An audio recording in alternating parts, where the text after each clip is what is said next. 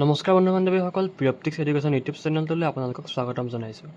আজি আমি পঢ়িবলৈ লৈছোঁ মেথছৰ অৰ্থাৎ গণিতৰ আমাৰ যোনটো ত্ৰিভুজ চেপ্টাৰ আছিলে বা আমাৰ যোনটো ট্ৰাইংগল চেপ্টাৰ আছিলে তাৰ উপপাদ্য 6.1 আৰু 6.2। গতিকে আমাৰ এই চেপ্টাৰত উপপাদ্য দুটাই আছে, উপপাদ্য 6.1 আৰু উপপাদ্য 6.2। এই উপপাদ্যকেইটা অতিকৈ গুৰুত্বপূৰ্ণ, ইম্পৰ্টেণ্ট হয়, পৰীক্ষাত আহে। এইকেইটা উপপাদ্য জানিলে তোমালোকে বাকী অংকখিনি কৰিবলৈ পাৰিবা। গতিকে ব'লা আজি আমি আমাৰ ভিডিঅ'টো আৰম্ভ কৰোঁ। এতিয়া উপপাদ্য 1ত কি দিছে? উপপাদ্য 1,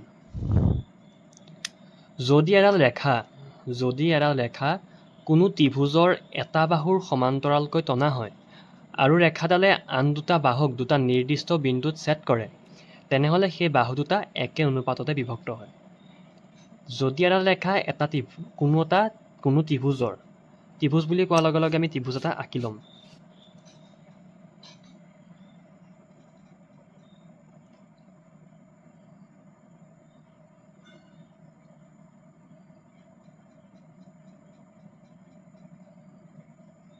আমি ত্ৰিভুজ এটা আঁকি ল'লোঁ। ইয়াৰ নাম দিলোঁ ABC।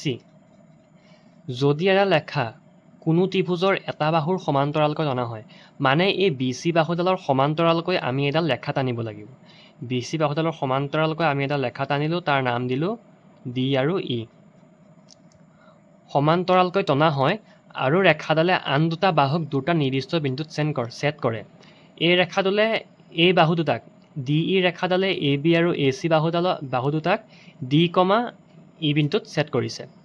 তেনেহ'লে সেই দুটা বাহু দুটা একে অনুপাততে বিভক্ত হয়। মানে আমি প্ৰমাণ কৰিব লাগিব যে AD divided by DB is equal to AE divided by EC। এতিয়া উপপাদ্য 1 যোনটো আছে, ইয়াক আমি থেলছ উপপাদ্য বুলিও কওঁ। গতিকে আমি ইয়াতে অলপ অংকন কৰিব লাগিব। B আৰু ইডাল সংযোগ কৰা হ'ল আৰু D আৰু Cডাল সংযোগ কৰা হ'ল আৰু ডিৰ পৰা ইয়ালৈ এডাল টনা হ'ল, ইয়াৰ নাম দিলোঁ M, লম্ব টানিলোঁ। আৰু ইৰ পৰা ইয়ালৈ এডাল টানা হ'ল, ইয়াক দিলোঁ আমি N। এই DM আৰু EN দুডাল আমি লম্ব টানিলোঁ। এতিয়া আমি লিখিম বিশেষ সূত্ৰ।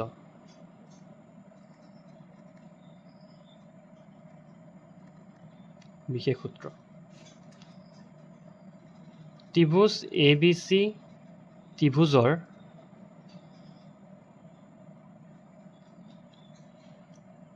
BC বাহুৰ সমান্তৰালকৈ DE ৰেখা অঁকা হ'ল।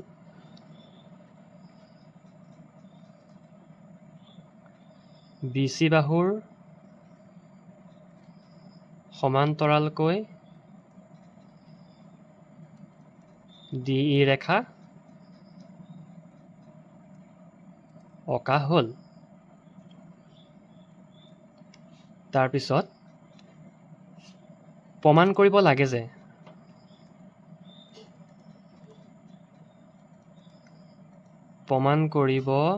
লাগে যে AD by DB equal to AE by EC।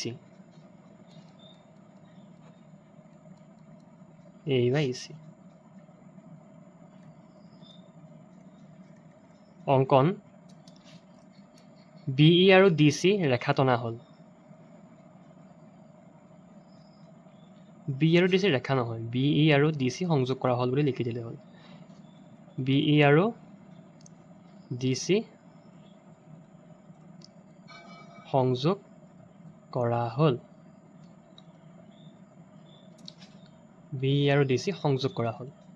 তাৰপিছত লিখিম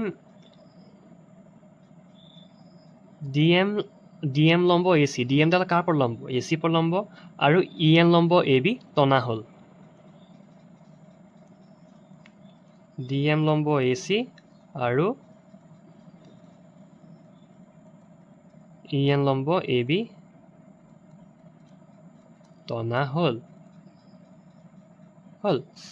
এতিয়া আমি প্ৰমাণটো কৰিম।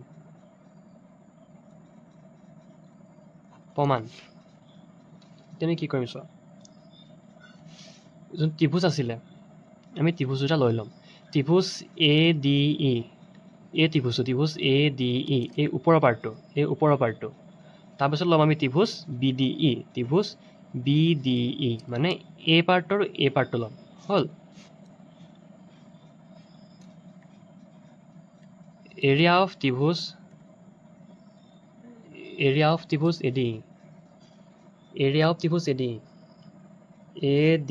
হয়। এই ত্ৰিভুজটোৰ এৰিয়া কি হ'ব, মানে এই ত্ৰিভুজটোৰ কালি কি হ'ব? হাফ ইনটু ত্ৰিভুজৰ হ'লেও জানোৱে হাফটো আহিবই, হাফ ইনটু ভূমি, AD এডাল হ'ল ভূমি, AD half into AD into E আৰু মানে into half into AD into NE। তাৰপিছত আহিব এৰিয়া অফ ত্ৰিভুজ BDE, হাফটোতো আহিবই, হাফ ইনটু BD, BDডাল আমাৰ ভূমি হ'ব, হাফ ইনটু BD ইনটু ত্ৰিভুজ কি লৈছিলোঁ, ত্ৰিভুজ BDE, half into BD into NE। কেতিয়াবা ত্ৰিভুজৰ বাহিৰতো আমাৰ উচ্চতাডাল আমি পাওঁ। হ'ল এতিয়া আমি কি কৰিম, therefore এৰিয়া অফ ত্ৰিভুজ ADE divided by area of ত্ৰিভুজ BDE is equal to half into AD into NE divided by half into BD into NE। ইয়াৰ পৰা যদি আমি NE কাটি দিওঁ, হাফ কাটি দিওঁ, আহি যাব AD বাই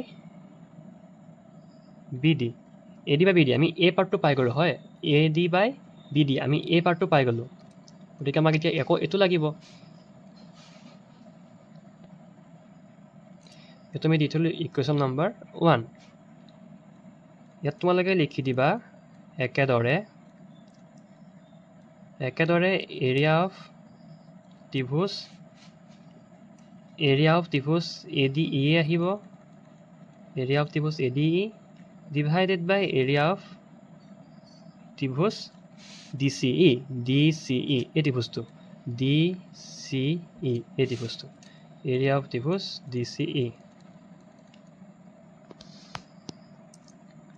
হাফটোতো আহিবই, হাফ ইনটু AD, আমি ত্ৰিভুজ ADE লৈছিলোঁ হয়, ADE লৈছিলোঁ। এইবাৰ আমি ভূমিডাল ল'ম A ইনটু DM ল'ম। যদি এবাৰ ত্ৰিভুজ ADEত আমি লৈছিলোঁ যে half into AD into NE, এবাৰ ল'ম আমি half into AE into DM। ঠিক আছে, হাফ ইনটু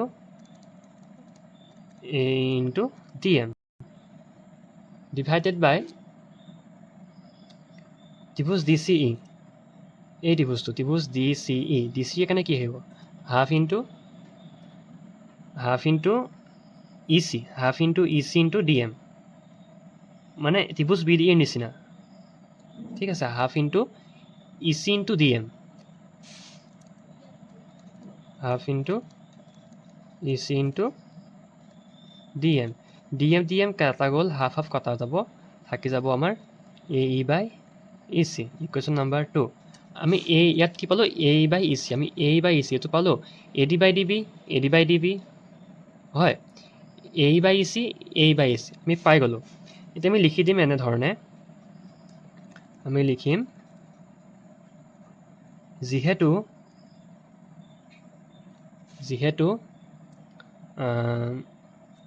ত্ৰিভুজ দুটা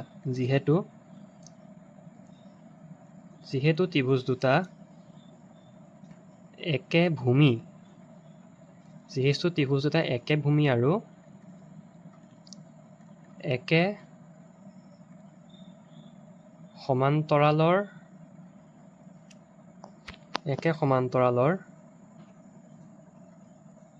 মাজত অৱস্থিত, গতিকে AD by DB equal to AE by EC। ইয়াত আমি লিখি দিম প্ৰুফ। গতিকে এইটো আছিলে ত্ৰিভুজটো, তোমালোকে এবাৰ চাই লোৱা ত্ৰিভুজটো। এইটোৱে আছিলে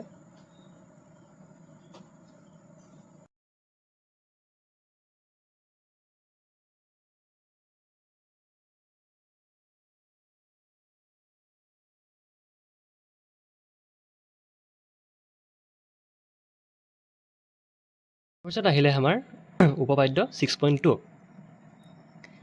উপপাদ্য 6.2 তো ইয়াত কি দিছে ইয়াত দিছে যে যদি এডাল ৰেখাই এটা ত্ৰিভুজৰ যিকোনো দুটা বাহু একে অনুপাতত ভাগ কৰে তেনেহ'লে সেই ৰেখাডাল তৃতীয় বাহুৰ সমান্তৰাল যিকোনো এটা ৰেখা এটা ত্ৰিভুজ আঁকি ল'লোঁ ইয়াত ত্ৰিভুজ দিয়া আছে বাৰু উপপাদ্য 6.2 NCERT-ত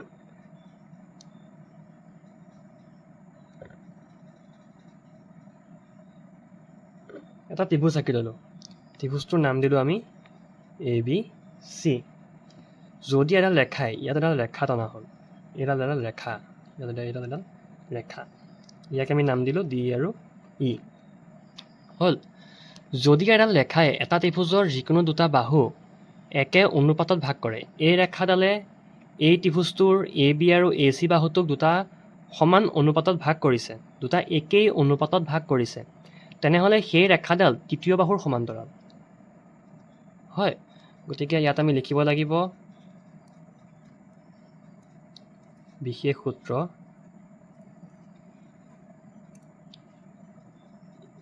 ত্ৰিভুজ ABC এটা ত্ৰিভুজ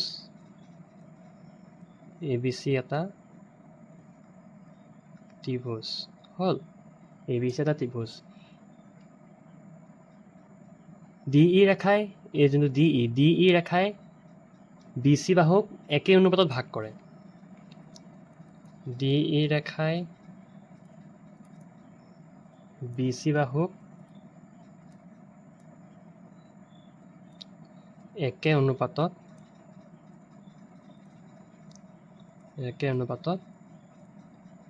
ভাগ কৰে হ'ল DE ৰেখাই BC বাহুক একে অনুপাতত ভাগ কৰে তাৰপিছত লিখিম আমি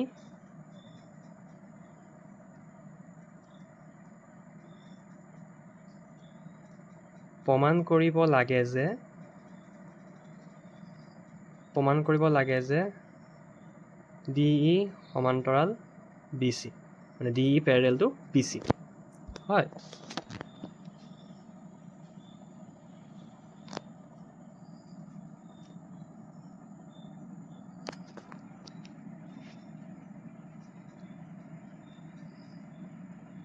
প্ৰমাণ D, AB একে অনুপাতত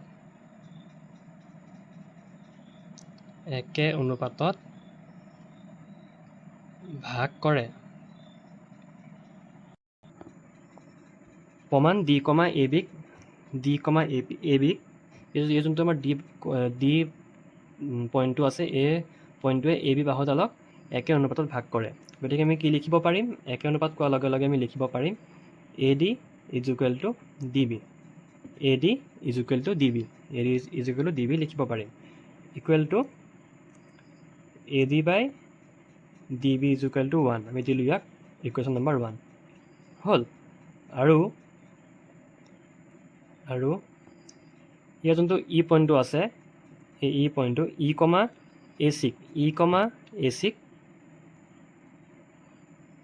একে অনুপাতত ভাগ কৰে AC একে অনুপাতত ভাগ কৰে therefore AE is equal to EC is equal to AE by EC is equal to 1 ইয়াক আমি দিলোঁ ইকুৱেশ্যন নম্বৰ 2 এতিয়া 1 আৰু 2ৰ পৰা AD by DB is equal to AE by EC therefore আমি লিখি দিব পাৰোঁ DE সমান্তৰাল টু BC প্ৰুফ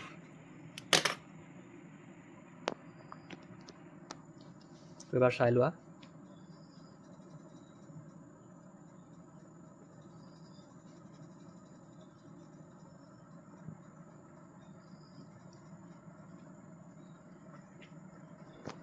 গতিকে আজিলৈ ইমানখিনি আছিলে।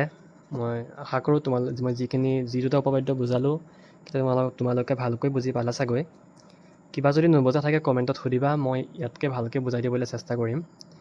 এই উপপাদ্যকেইটা তোমালোকে এনেকুৱাকৈ কৰা যাতে মুখস্থ হৈ যায়গৈ, যে উপপাদ্যকেইটা দেখিলে মানে তোমালোকে যে কৰি যাব পাৰা। এনেকুৱাকৈ এই দুটা উপপাদ্য প্ৰেক্টিছ কৰা। ইয়াৰ পৰা আহেই, প্ৰতিবাৰে পৰীক্ষাত ইয়াৰ পৰা এটা উপপাদ্য আহেই। তো আজিলৈ ইমানখিনি আছিলে। Thank U.